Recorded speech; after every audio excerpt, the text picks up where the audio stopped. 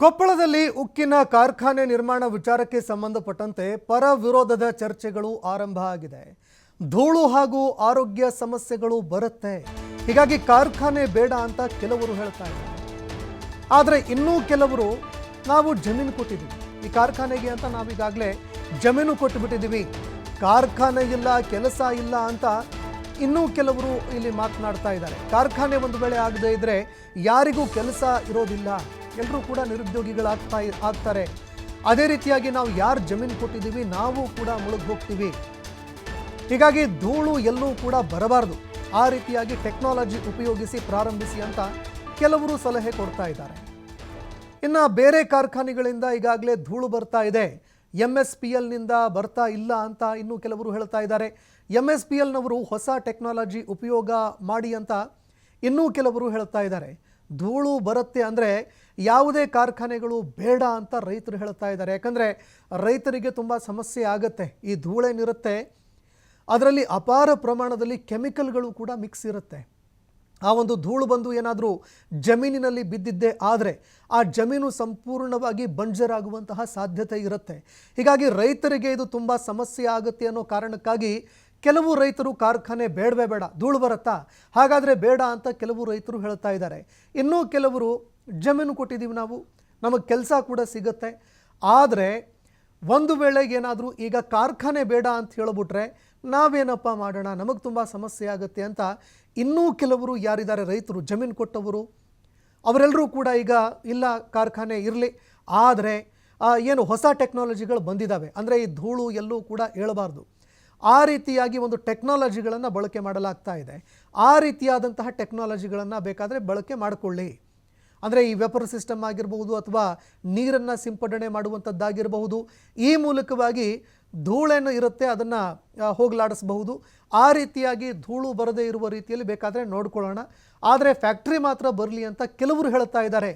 ಆದರೆ ಇನ್ನೂ ಕೆಲವರು ಅಂದರೆ ಸಾರ್ವಜನಿಕರು ಬೇಡವೇ ಬೇಡಪ್ಪ ಇದರ ಸಹವಾಸ, ಒಂದು ವೇಳೆ ಏನಾದರೂ ಉಕ್ಕಿನ ಕಾರ್ಖಾನೆ ಆಗಿದ್ದೇ ಆದರೆ ಅದರಿಂದ ಸೈಡ್ ಎಫೆಕ್ಟೇ ಜಾಸ್ತಿ ಅಂತ ಇನ್ನೂ ಕೆಲವು ರೈತರು ವಿರೋಧ ವ್ಯಕ್ತಪಡಿಸ್ತಾ ಇದ್ದಾರೆ.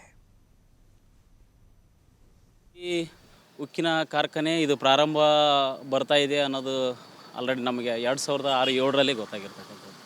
2000 ಸುಮಾರಾಗಿ ಒಂದು 17-18 ವರ್ಷ ಆಯಿತು ಪ್ರಾರಂಭ ಆಗಿ. ಅದಕ್ಕೆಲ್ಲ ನಾವು ಸುತ್ತಮುತ್ತ ಇರತಕ್ಕಂಥ ಎಲ್ಲ ಗ್ರಾಮದವರು ಭೂಮಿಯನ್ನು ಕೊಟ್ಟಿದ್ದಾರೆ. ಈಗ ಕಂಪ್ನಿ ಬರೋದರಿಂದ ತುಂಬ ನಿರುದ್ಯೋಗ ಸಮಸ್ಯೆ ಕಡಿಮೆ ಆಗುತ್ತೆ. ಸುಮಾರಾಗಿ ಒಂದು 15,000 ಜನರಿಗೆ ಕೆಲಸ ಕೊಡ್ತೀನಿ ಅಂತಂದು ಹೇಳ್ಬಿಟ್ಟು ಈಗ ಅದರ ಮಾಲೀಕರು ಕೂಡ ಈಗ ಹೇಳಿದ್ದಾರೆ. ಈಗ ಅದರ ವಿರುದ್ಧವಾಗಿಬಿಟ್ಟು ಈಗ ಇಲ್ಲಿ ನಾವು ಬೆಳವಣಿಗೆಯನ್ನು ಗಮನಿಸಿದಾಗ ಈಗ ಹೋರಾಟಗಳನ್ನು ಕೂಡ ಪ್ರಾರಂಭವಾಗಿದೆ. ಆ ಹೋರಾಟ ಅಲ್ಲಿ ನಾವು ಕೂಡ ಮೊನ್ನೆ ಸಭೆಗೆ ಭಾಗವಹಿಸಿದ್ವಿ, ಪೂರ್ವಭಾವಿ ಸಭೆಯನ್ನು ಅದರ ಇತ್ತು. ಈಗ ಕೊಪ್ಪಳ ಪರಿಸರ ಉಳಿಸುವ ಜಾಗೃತಿ ಸಮಿತಿಯವರು ಕೂಡ ಮಾಡಿದರು. ಈಗ ಅಲ್ಲಿ ಮುಖ್ಯವಾಗಿ ಅಲ್ಲಿ ಅವರ ಏನಂತಂದರೆ ಅವರು ಹೋರಾಟ ಮಾಡ್ತಕ್ಕಂಥದ್ದು ನಮಗೂ ಕೂಡ ಅದಕ್ಕೆ ಒಪ್ಪಿಗಿದೆ, ವಿರೋಧ ಇಲ್ಲ. ಅವರು ಹೋರಾಟ ಮಾಡಬೇಕು ಆ್ಯಕ್ಚುಲಿ. ಆದರೆ ಮುಖ್ಯವಾಗಿ ಧೂಳು ಬರ್ತಾಯಿದೆ, ಹಂಗಾಗಿ ನಾವು ಹೋರಾಟ ಮಾಡ್ತಾಯಿದ್ದೀವಿ ಅಂತ ಹೇಳ್ತಾರೆ. BSPL ಈಗ ಬಲ್ಡೋಟ ಕಂಪ್ನಿ ಇನ್ನೂವರೆಗೆ ಪ್ರಾರಂಭನೇ ಆಗಿಲ್ಲ. ಈಗ ಧೂಳು ಬರ್ತಕ್ಕಂಥದ್ದು ಮುಖ್ಯವಾಗಿ ಬೇರೆ ಬೇರೆ ಕಂಪ್ನಿಯಿಂದ ಬರ್ತಾಯಿದೆ. ಅದು ಈಗ ಆಲ್ವರ್ತಿ, ಬಸಾಪುರ, ಗಿಣಿಗೇರ, ಚಿಕ್ಕಬಗನಾಳು, ಹಿರೇಬಗನಾಳು, ಕುಣಿಕೇರಿ, ತಾಂಡ, ಕರ್ಕಿಹಳ್ಳಿ ಇವೆಲ್ಲ ಸುಮಾರಾಗಿ ಒಂದು 15 ಹಳ್ಳಿಗಳದು. ಅದು ಇವೆಲ್ಲವುಗಳಿಗೆ ಧೂಳು ಬರ್ತಕ್ಕಂಥದ್ದು ಅಲ್ಲಿ ಇರ್ತಕ್ಕಂಥ ಸ್ಪಾಂಜ್ ಐರನ್ ಕಂಪ್ನಿಗಳಿಂದ, ಸ್ಪಾಂಜ್ ಐರನ್ಗಳು. ಆಮೇಲೆ ಈ ಕ್ರಸಿಂಗ್ ಮಾಡ್ತಕ್ಕಂಥದ್ದು, ಆಮೇಲೆ ಇವೆಲ್ಲ ವಾಹನಗಳ ದಟ್ಟಣೆಯಿಂದ ಕೂಡ ಧೂಳು ಬರ್ತಕ್ಕಂಥದ್ದು. ಹಾಗಾಗಿ ಮೊದಲ ನಾವು ಅವನ್ನ ಪೊಲ್ಯೂಷನ್ ಏನಾಗ್ತಾಯಿದೆ ಅದನ್ನು ಕಂಟ್ರೋಲ್ ಮಾಡ್ತಕ್ಕಂಥ ಪ್ರಯತ್ನ ಮಾಡಬೇಕು, ಅದು ಮುಖ್ಯವಾಗಿರ್ತಕ್ಕಂಥದ್ದು. ಅದನ್ನು ಮಾಡಿದರೆ ನಾವು ಕೂಡ ಅವ್ರಿಗೆ ನಾವು ಸಪೋರ್ಟ್ ಮಾಡ್ತೀವಿ. ಆದರೆ ಅವ್ರು ಏನಂತ ಪ್ರಸ್ತಾವನೆಯಲ್ಲಿ ಮಾತಾಡಿರ್ತಕ್ಕಂಥದ್ದು ಈಗ ಇರ್ತಕ್ಕಂಥ ಎಕ್ಸಿಸ್ಟಿಂಗ್ ಕಂಪ್ನಿಗಳು ಇರಲಿ, ಮುಂದೆ ಬರ್ತಕ್ಕಂಥದ್ದು ಬೇಡ ಅಂತಕ್ಕಂಥದ್ದು. ಈಗ ನಾವು ಬದುಕಲಿಕ್ಕೆ ಕಷ್ಟವಾಗಿದೆ ಈ ಸದ್ಯ ಗ್ರಾಮೀಣ ಮಟ್ಟದಲ್ಲಿ. ಈಗ ಗ್ರಾಮೀಣ ಭಾಗದಲ್ಲಿ ಬದುಕೋದಕ್ಕೆ ಕಷ್ಟ ಆಗಿದೆ. ಅದ್ರ ಬಗ್ಗೆ ನಾವು ಹೋರಾಟ ಮಾಡೋಕೆ ಮೊದಲ. ಈಗ ಮುಂದೆ ನಮ್ಮ ಮಕ್ಕಳು, ನಮ್ಮ ಮೊಮ್ಮಕ್ಕಳು ಅವ್ರಿಗೆ ಉಸಿರಾಡಿಸೋದಕ್ಕೆ ಕಷ್ಟ ಆಗುತ್ತದೆ ಅಂತಂದು ಹೇಳ್ತಾ ಇದ್ದಾರೆ. ನಾವು ಇದ್ದರೆ ತಾನೇ ನಮ್ಮ ಮಕ್ಕಳು, ನಮ್ಮ ಮೊಮ್ಮಕ್ಕಳು ಬರೋದು. ನಾವೇ ಉಳಿಲಾರ್ದಂಥ ಪರಿಸ್ಥಿತಿ ಬಂದಿದೆ. ಈಗ ಹಾಗಾಗಿ ಅದ್ರ ಕಡೆನೇ ಗಮನ ಹರಿಸ್ಬೇಕಾಗಿದೆ. ನಾವು ಅದನ್ನು ಹೋರಾಟ ಮಾಡಬೇಕು. ಹೊಸದಾಗಿ ಉಕ್ಕಿನ ಕಾರ್ಖಾನೆ ಇದು ಪ್ರಾರಂಭ ಬರ್ತಾ ಇದೆ ಅನ್ನೋದು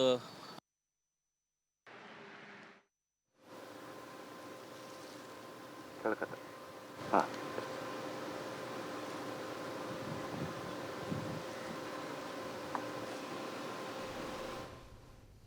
ಈ ಬಗ್ಗೆ ಮತ್ತಷ್ಟು ಮಾಹಿತಿ ಕೊಡ್ತಾರೆ ಪ್ರತಿನಿಧಿ ನಾಗರಾಜ್, ಫೋನ್ ಸಂಪರ್ಕದಲ್ಲಿ ಜಾಯ್ನ್ ಆಗಿದ್ದಾರೆ. ನಾಗರಾಜ್, ಕೊಪ್ಪಳದಲ್ಲಿ ಉಕ್ಕಿನ ಕಾರ್ಖಾನೆಗೆ ಸಂಬಂಧಪಟ್ಟಂತೆ ಈಗ ವಾದ ಪ್ರತಿವಾದಗಳು ಆರಂಭ ಆಗಿದೆ.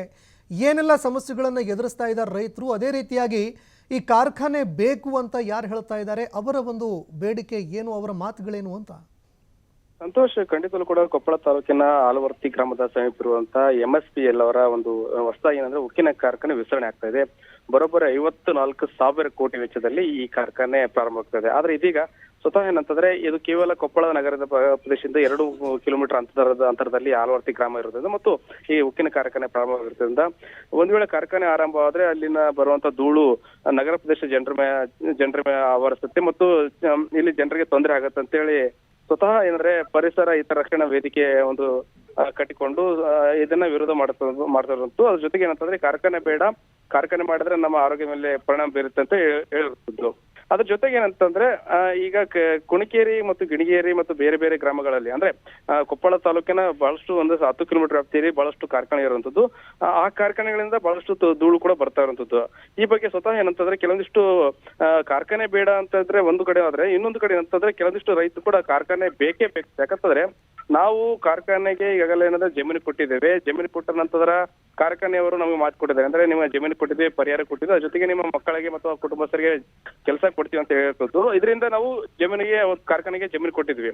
ಆದ್ರೆ ಇದೀಗ ಏನಂದ್ರೆ ಏಕಾಏಕಿ ಕೆಲವೊಂದು ಕಾರ್ಖಾನೆ ಬೇಡ ಅಂತಂದ್ರೆ ಈ ಕಡೆ ಜಮೀನು ಕಳ್ಕೊಂಡಿದ್ವಿ ಮತ್ತು ಅದ್ರ ಜೊತೆಗೆ ಏನಂತಂದ್ರೆ ನಮಗೆ ಕೆಲಸನೂ ಸಿಗಲ್ಲ, ಬಹಳಷ್ಟು ತೊಂದರೆ ಆಗುತ್ತೆ ಅಂತೇಳಿ ಸ್ವತಃ ಕೆಲವೊಂದಿಷ್ಟು ರೈತರು ನಮಗೆ ಕಾರ್ಖಾನೆ ಬೇಕು, ಅದ್ರ ಜೊತೆಗೆ ಕಾರ್ಖಾನೆ ಬೇಕು ಅನ್ನೋದ್ರ ಜೊತೆಗೆ ಈ ಧೂಳು ಮುಕ್ತ ಮಾಡಲು ಹೊಸ ಟೆಕ್ನಾಲಜಿಯನ್ನ ತಂದು ಕಾರ್ಖಾನೆಯನ್ನು ಸ್ಥಾಪನೆ ಮಾಡ್ತಾರೆ. ಈಗ MSPL ಅವರು ಏನ್ ಮಾಡ್ತಾರೆ, ಜರ್ಮನ್ ಟೆಕ್ನಾಲಜಿ ತಂದು ಧೂಳು ಮುಕ್ತ ಒಂದು ಕಾರ್ಖಾನೆ ಪ್ರಾರಂಭ ಮಾಡ್ತೀನಿ ಅಂತ ಹೇಳ್ತಿದ್ರೆ ಅದಕ್ಕೆ ಸ್ವಾಗತ. ಒಂದ್ ವೇಳೆ ಧೂಳು ಬಂದ್ರೆ ಆ ಕಾರ್ಖಾನೆ ಬೇಡ, ಆದ್ರೆ ಅದ್ರ ಜೊತೆಗೆ ಈ ಉಳಿದಂತ ಕಾರ್ಖಾನೆಗಳಿದ್ವಿ ಅಲ್ಲಿ ಕೂಡ ಧೂಳು ಬರ್ತಾ ಇದೆ, ಅವಕ್ಕೂ ಹೊಸ ಟೆಕ್ನಾಲಜಿ ಅಳವಡಿಸಬೇಕು. ಅಲ್ಲಿಂದ ಬಹಳಷ್ಟು ಡಸ್ಟ್ ಬರುವಂತದ್ದು, 116 ಕಾರ್ಖಾನೆ ಇರುವಂತದ್ದು, ಅದರಿಂದ ಸಮಸ್ಯೆ ಆಗ್ತಾ ಇದೆ. ಒಂದ್ ವೇಳೆ ಎಲ್ಲಾ ಕಾರ್ಖಾನೆಗಳು ಏನೋ ಪ್ರಾರಂಭವಾದ್ರೆ ಎಲ್ಲಾ ಕಾರ್ಖಾನೆ ಪ್ರಾರಂಭವಾದ್ರೆ, ಇಲ್ಲಾಂದ್ರೆ ಎಲ್ಲಾ ಕಾರ್ಖಾನೆ ಮುಚ್ಚಬೇಕಂತೇಳಿ ಇಲ್ಲಿನ ರೈತರೊಂದು ಆಗ್ರಹವಾಗಿರ್ತದೆ. ಅದ್ರ ಜೊತೆಗೆ ಏನಂತಂದ್ರೆ ಹೊಸ ಟೆಕ್ನಾಲಜಿನ ಜರ್ಮನ್ ಟೆಕ್ನಾಲಜಿ ತಂದಾಗ ಮಾತ್ರ ಈ ಧೂಳು ಮುಕ್ತವನ್ನ ಮಾಡಲು ಸಾಧ್ಯ. ಅದ್ರ ಜೊತೆಗೆ ಹೊಸ ಕಾರ್ಖಾನೆ ಬೇಕಂದಾಗ ಹೊಸ ಟೆಕ್ನಾಲಜಿನ ತಂದು ಧೂಳು ಮುಕ್ತ ಕಾರ್ಖಾನೆ ಪ್ರಾರಂಭವಾಗಿಸಬೇಕು. ಅಂದುವಾಗ ನಮಗೆ ಉದ್ಯೋಗ ಸಿಗುತ್ತೆ ಅಂತೇಳಿ ಈಗ ಪರ ವಿರೋಧ ಚರ್ಚೆ ಆಗ್ತದೆ. ಒಟ್ಟಾರೆ ಏನಂದ್ರೆ ಕೆಲವೊಂದಿಷ್ಟು ಅಂದ್ರೆ ಕೊಪ್ಪಳ ನಗರದ ವಾಸಿಗಳು 24 ತಾರೀಕು ಕೊಪ್ಪಳ ಬಂದ್ಗೆ ಕರೆ ಇಟ್ಟಿದ್ದಾರೆ, ಅಂದ್ರೆ ಕಾರ್ಖಾನೆ ಬೇಡ ಅಂತೇಳಿ. ಗ್ರಾಮೀಣ ಭಾಗದ ಕೆಲವೊಂದಿಷ್ಟು ರೈತರು ಹೇಳೋದು ಇಲ್ಲ, ನಮ್ಗೆ ಕಾರ್ಖಾನೆ ಬೇಕು, ಅದ್ರ ಜೊತೆ ಕಾರ್ಖಾನೆ ಬೇಕಾದ್ರ ಜೊತೆಗೆ ಹೊಸ ಟೆಕ್ನಾಲಜಿ ತಂದು ಧೂಳು ಮುಕ್ತ ಕಾರ್ಖಾನೆ ಪ್ರಾರಂಭವಾಗಲಿ ಅಂತೇಳಿ ಆಗ್ರಹ ಮಾಡಿರೋದು. ಸಂತೋಷ. ಧನ್ಯವಾದಗಳು ನಾಗರಾಜ್ ನಿಮ್ಮೆಲ್ಲ ಮಾಹಿತಿಗೆ.